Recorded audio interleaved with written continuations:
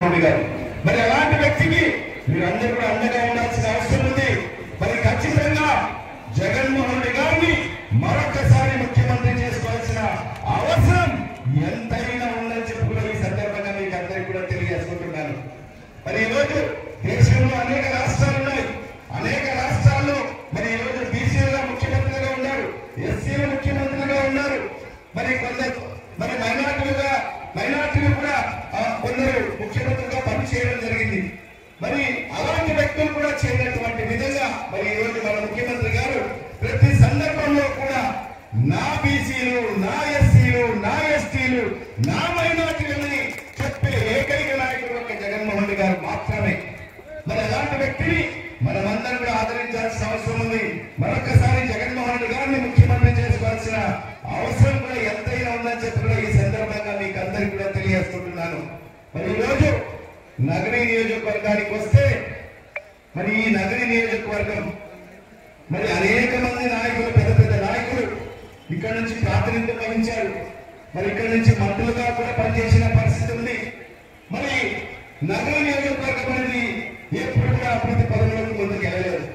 మరి ఈరోజు మీ యొక్క అభిమాన నాయకురాలు మరి రాజమ్మ గారు మరి ఈరోజు ఇక్కడ శాసనసభ్యులుగా మీరందరూ ఎంతో అభిమానించి 2 పర్యాయాలు మీరు గెలిపించుకోవడం జరిగింది.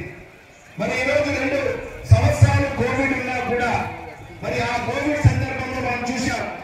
మరి ఆ కోవిడ్ సందర్భంలో కూడా ప్రతి ఒక్కరిని కూడా ఆదుకుంటూ మరి ఏదైతే ఈ 2.5 సంవత్సరాలలో మరి అనేక అభివృద్ధి కార్యక్రమాలు మరి ఈరోజు మరి అన్ని కులాలకు కూడా సమానంగా ఈరోజు చూసుకుంటూ ప్రతి కులానికి కూడా ఏమేమి కావాలని చెప్పి మరి మీ అవసరాలను గుర్తించి మరి ఈరోజు మరి అన్ని కూడా అభివృద్ధి పదంలో అన్ని ఈ నగర నియోజకవర్గాన్ని అభివృద్ధి పదంలోకి ముందుకు తీసుకొస్తున్న నాయకురాలు మన రాజమ్మ గారు అని చెప్పి కూడా ఈ సందర్భంగా మీకు అందరికీ కూడా తెలియజేసుకుంటున్నాను.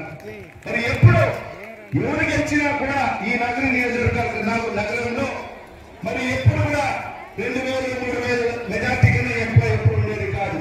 కానీ ఈసారి మీకు అందరూ కూడా ఒకటే విజ్ఞప్తి చేస్తున్నాను. మరి ఈసారి రాజమ్మకి ఎంత మెజార్టీ ఇస్తారు? మీరు ఎంత మెజార్టీ కనిపిస్తుంటారు?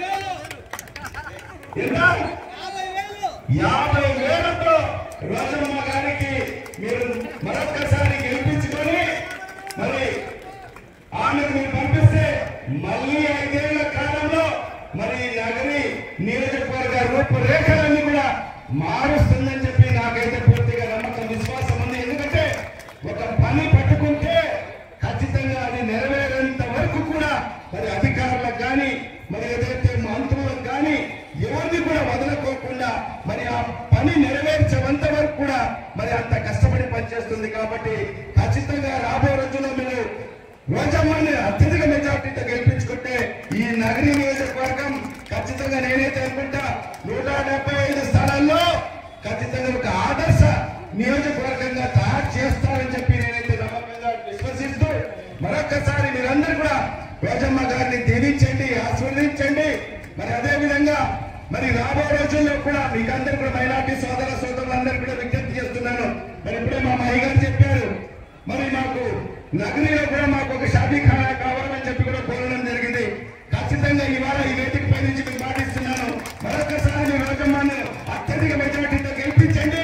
గెలిచిన మరుక్షణమే మరి నగరికి సంబంధించిన ఆ షాదీఖానాను కూడా ఖచ్చితంగా ఇదే షాదీఖానా తరహాలో తయారు చేస్తామని చెప్పి కూడా ఈ సందర్భంగా మీకు అందరికీ కూడా మాటిస్తూ మరి ఒక చక్కటి కార్యక్రమంలో మరి నన్ను ఆహ్వానించి నా చేతుల మీదుగా మరి ఈ షాదీ మహల్ ని ప్రారంభోత్సవం చేసినందుకు మరి రోజమ్మ గారికి మరి ఈ కార్యక్రమంలో పాల్గొన్న మత పెద్దలకు అందరికీ కూడా మహిళలకు అందరికీ కూడా పేరున నా హృదయపూర్వక ధన్యవాదాలు.